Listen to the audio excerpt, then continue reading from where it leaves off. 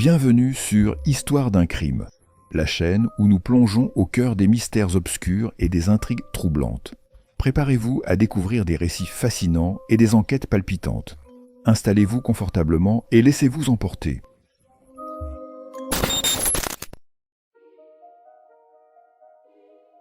Dans la tranquille ville de Duluth, sur la rive nord du lac Supérieur dans le Minnesota, se déroule notre histoire. C'est ici que réside Anthony Nephew, né et élevé dans une famille de la classe moyenne. Son enfance, bien que modeste, n'annonçait en rien les tragédies futures. Ses camarades de classe se souviennent de lui comme d'un garçon calme et amical, plus porté sur les livres que sur les activités sportives. Après l'obtention de son diplôme d'études secondaires, Anthony poursuit des études techniques et commence à travailler dans une entreprise de construction. La vie personnelle d'Anthony est parsemée d'épreuves. Dans sa jeunesse, il rencontre Erin Abramson et ils entament une relation qui les mène au mariage en 2010. Le couple a un fils, Jacob, mais des différences de tempérament et des styles parentaux opposés les conduisent à la séparation. Malgré cela, Anthony tente de rester impliqué dans la vie de Jacob, même si sa relation avec Erin reste tendue. Plus tard, Anthony rencontre Catherine, une femme qui apporte une certaine stabilité dans sa vie selon ses amis. Ils se marient et ont un fils, Olivier. Déterminé à être un père dévoué, Anthony travaille dur pour subvenir aux besoins de sa famille, tout en luttant contre des démons intérieurs.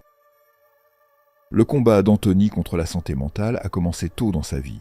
À 22 ans, il a été diagnostiqué schizophrène après avoir souffert d'hallucinations auditives et de pensées paranoïaques. Bien que les médicaments et la thérapie apportent un soulagement temporaire, la maladie reste une présence persistante et oppressante dans sa vie quotidienne, affectant ses relations et son bien-être général. Malgré la gravité de son état, Anthony a longtemps résisté à reconnaître le problème et a refusé de se faire soigner. Cette réticence provenait non seulement de ses peurs intérieures, mais aussi de la stigmatisation entourant la maladie mentale. Catherine, malgré tous ses efforts pour soutenir son mari, doit faire face à des tensions grandissantes dans leur mariage dues aux difficultés financières, aux disputes fréquentes et aux pressions de l'éducation des enfants. Le comportement d'Anthony devient de plus en plus erratique, ce qui fragilise davantage le foyer. Malgré ces défis, Anthony maintient le contact avec Erin et Jacob, essayant de rester un père présent dans la vie de son fils aîné. Malgré leur relation compliquée, Anthony continue de se sentir responsable de son fils aîné, Jacob. En 2021, Anthony franchit un cap qui semblait prometteur. Il publia un article dans un journal local décrivant honnêtement son expérience de la schizophrénie. Dans cet article, il expliquait comment la maladie avait façonné sa vie et appelait à un plus grand soutien sociétal pour les personnes atteintes de problèmes de santé mentale. L'article a trouvé un large écho et la communauté a salué le courage et l'honnêteté d'Anthony. Cependant, la gestion pratique de sa maladie s'est avérée de plus en plus difficile. Bien qu'Anthony ait demandé une assistance médicale à plusieurs reprises, son traitement restait irrégulier. Il arrêtait souvent de prendre ses médicaments ou de suivre une thérapie pendant les périodes où il se sentait mieux. Sa paranoïa, qui s'est accentuée au fil des années, a encore aggravé la situation. En 2023, les troubles d'Anthony ont pris une nouvelle tournure lorsqu'il commença à exprimer des craintes d'être surveillé, affirmant que des caméras cachées avaient été placées chez lui. Ces déclarations alarmèrent ses proches, mais leurs inquiétudes ne se traduisirent pas en actions décisives. En 2024, l'état d'Anthony se détériora considérablement. Il parlait de voix qui le poussaient à protéger sa famille de menaces imaginaires. Ces délires s'accompagnaient d'épisodes d'agressivité, notamment sous stress. En juillet 2024, un incident survint. Catherine Nephew appela la police après qu'Anthony l'eut menacé avec un couteau lors d'une dispute familiale, l'accusant de conspirer contre lui et de l'avoir trahi. La police expulsa Anthony du domicile, mais il fut ensuite relâché sans inculpation. Malgré ces signaux d'alarme, Anthony obtint un permis d'armes à feu.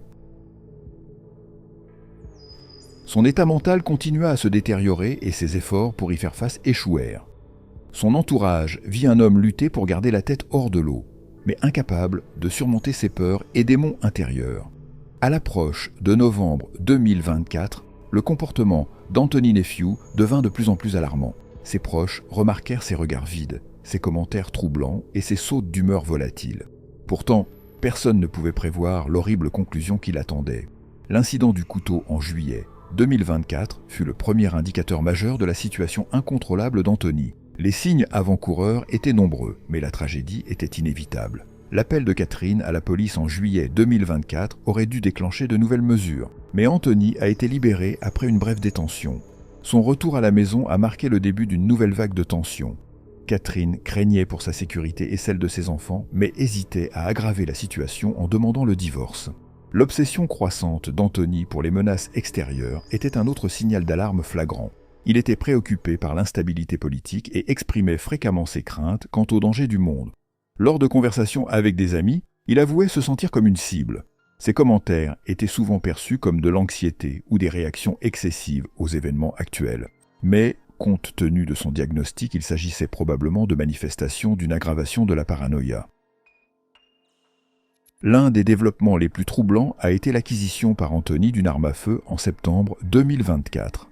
Malgré son diagnostic de schizophrénie et ses antécédents de traitement psychiatrique, le système n'a pas réussi à l'empêcher d'acheter légalement une arme à feu. Lorsque Catherine a remis en question son raisonnement, il l'a rassurée en affirmant que c'était pour protéger leur famille. Erin, son ex-femme et la mère de leur fils Jacob étaient également de plus en plus inquiètes. Elle avait remarqué des changements troublants dans le comportement d'Anthony lors de ses interactions avec Jacob. Selon Erin, Anthony faisait des commentaires étranges, évitait les réunions publiques et demandait plus de temps privé avec leur fils. Alarmée, elle consulta un avocat pour envisager de restreindre l'accès d'Anthony à Jacob, mais une procédure judiciaire n'a jamais été engagée. Les voisins, quant à eux, observaient également un comportement inhabituel chez Anthony. Il quittait rarement la maison et semblait visiblement bouleversé lorsqu'il était aperçu. Un voisin se souvient qu'Anthony l'avait arrêté dans la rue pour parler de l'importance d'être prêt à toute éventualité, tout en montrant sa nouvelle arme. Malgré ces rencontres troublantes, personne ne parvenait à déterminer s'il était véritablement dangereux ou simplement excentrique. Tous ces signes avant-coureurs semblaient dessiner une image claire d'un désastre imminent. Pourtant, ni les amis, ni la famille, ni les systèmes de soutien n'ont pu, ou peut-être voulu, prendre les mesures nécessaires pour empêcher la tragédie qui se profilait. Le 7 novembre 2024 a commencé comme n'importe quel autre jour pour les habitants de Duluth. Personne dans le quartier paisible entourant la maison des Nephew n'aurait pu imaginer l'horreur qui était sur le point de se dérouler. Une tragédie qui allait bientôt ébranler toute la ville. Vers 9 h du matin, les voisins ont remarqué un silence inhabituel venant de la maison des Nephew. À cette heure-là, on entendait généralement les rires des enfants ou la télévision, mais ce matin-là, tout semblait d'une tranquillité inquiétante. Les fenêtres étaient bien fermées et aucun signe de vie ne se manifestait. Vers 11 h, la police a reçu un appel alarmant. Un voisin inquiet, après avoir frappé à la porte sans obtenir de réponse, avait alerté les autorités. Le voisin mentionnait une odeur étrange émanant de la maison. Les agents sont arrivés peu de temps après et, voyant que leur tentative de contact restait sans réponse, ont décidé de forcer l'entrée. Ce qu'ils ont découvert à l'intérieur était une scène d'horreur inimaginable, même pour des professionnels chevronnés. Dans une chambre, les corps de Catherine et de leur fils Oliver, âgé de 3 ans, ont été découverts. Tous deux avaient été mortellement abattus, probablement pendant leur sommeil. Dans une autre pièce, Erin Abramson et son fils Jacob ont été retrouvés, leur corps sans vie, suggérant qu'ils n'avaient pas eu le temps de réagir. Anthony a été retrouvé allongé sur le sol avec une blessure par balle à la tête, une arme de poing gisant à côté de son corps. Cette arme avait été achetée par Anthony 2 mois plus tôt. L'enquête initiale a rapidement permis de dresser un sombre tableau. Anthony avait assassiné sa femme, ses enfants et son ex-femme avant de se suicider. Les éléments de preuve trouvés sur les lieux suggéraient que les coups de feu avaient été tirés tôt le matin. Anthony semble avoir d'abord tiré sur Catherine et Oliver, puis s'être dirigé vers la pièce où se trouvaient Erin et Jacob avant de mettre fin à sa vie. Malgré la clarté des événements, une question cruciale reste sans réponse. Qu'est-ce qui avait poussé Anthony à commettre un acte aussi odieux ? Une note trouvée près de son corps n'offrait que très peu d'informations. Il mentionnait le besoin de protéger sa famille et des voix qui ne le laissaient pas tranquille. La nouvelle de l'incident s'est répandue rapidement, devenant l'actualité phare du Minnesota. Les voisins et les connaissances ont partagé des souvenirs de la famille Nephew. Catherine était rappelée comme une épouse et une mère dévouée qui a soutenu sans relâche son mari. Oliver et Jacob étaient décrits comme 2 garçons dynamiques, avec toute leur vie devant eux, tandis qu'Erin était reconnue pour son attention et ses efforts pour subvenir aux besoins de son fils. Le jour du drame a laissé derrière lui d'innombrables questions. Pourquoi le système n'est-il pas intervenu ? Pourquoi personne n'avait-il arrêté Anthony, malgré les nombreux signes avant-coureurs de la détérioration de son état ? Dans les jours qui ont suivi l'incident, un mémorial de fortune a commencé à prendre forme à l'extérieur de la maison des victimes. Des fleurs, des bougies, des jouets et des mots sincères ont été laissés par les personnes en deuil. Les autorités locales ont rapidement réagi. L'administration municipale a annoncé une enquête approfondie non seulement sur le crime lui-même, mais également sur les événements qui y ont conduit. Une attention particulière a été accordée à la manière dont Anthony avait réussi à obtenir une arme à feu, malgré son diagnostic et ses menaces antérieures. Les groupes de défense de la santé mentale ont saisi l'occasion pour attirer l'attention sur les problèmes systémiques entourant le diagnostic et le traitement des maladies mentales graves. Des articles et des rapports ont inondé les médias locaux, soulignant la nécessité de soins de santé mentale accessibles et de systèmes de soutien solides. Les experts ont souligné que de telles tragédies ne se produisent que rarement de manière isolée, mais constituent souvent le point culminant de défaillances systémiques des services médicaux et sociaux. Les actions ou l'inaction perçue des proches d'Anthony sont également devenues un sujet de débat houleux.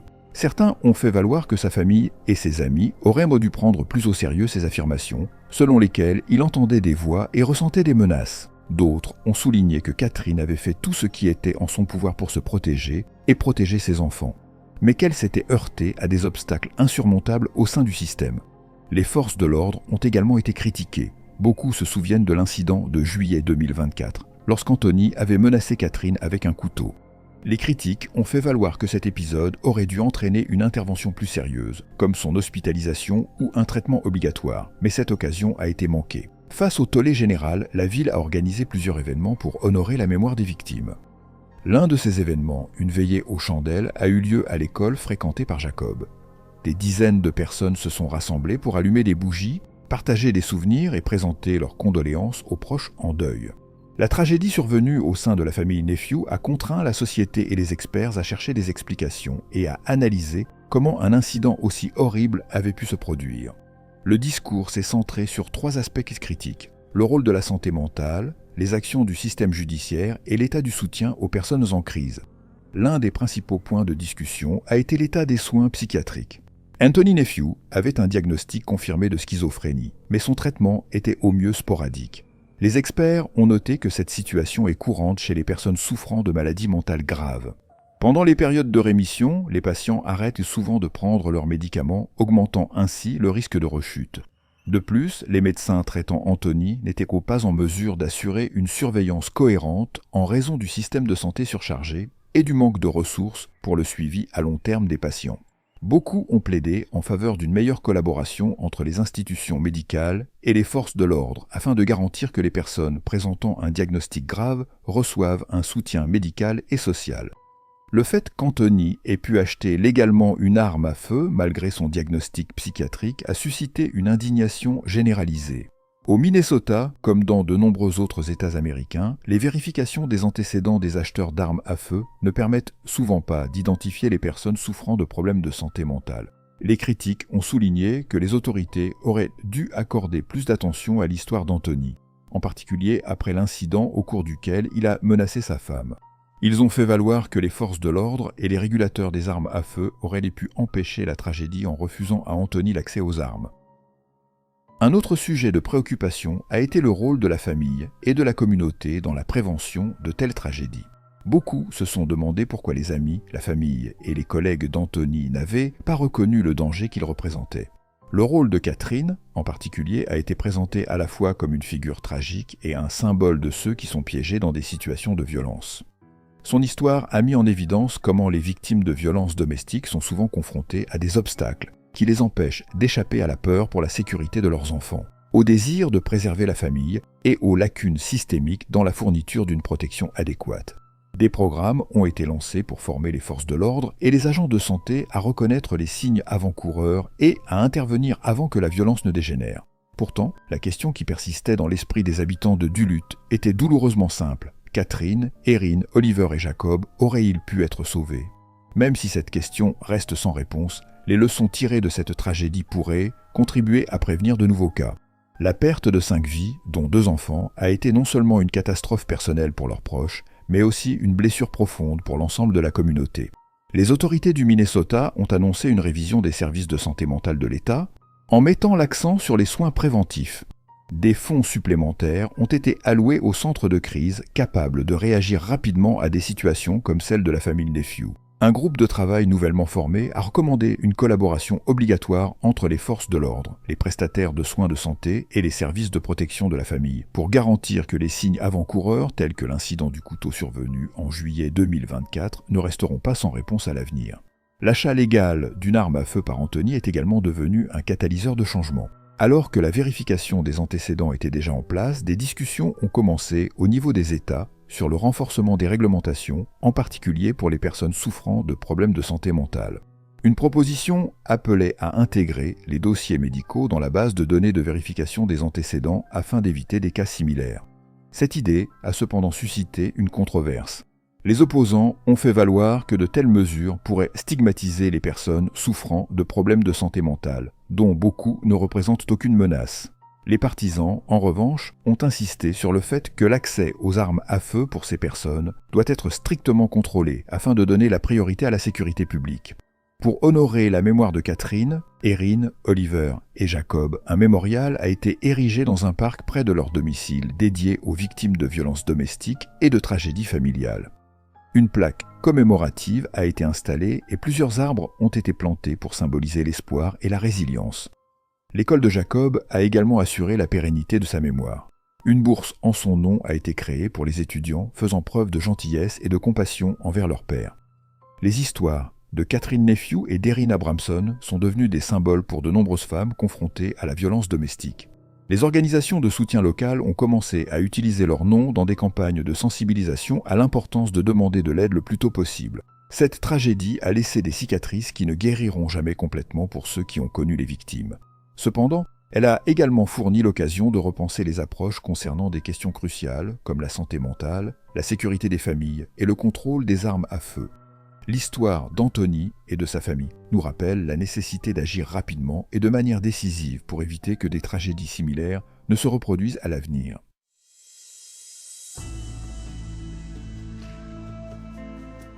Merci d'avoir regardé la vidéo. J'espère que vous avez trouvé cette enquête intéressante. N'hésitez pas à partager vos pensées et vos théories dans les commentaires. Et surtout, n'oubliez pas de vous abonner à la chaîne pour ne manquer aucune de mes prochaines histoires. À bientôt pour une nouvelle exploration des mystères du crime.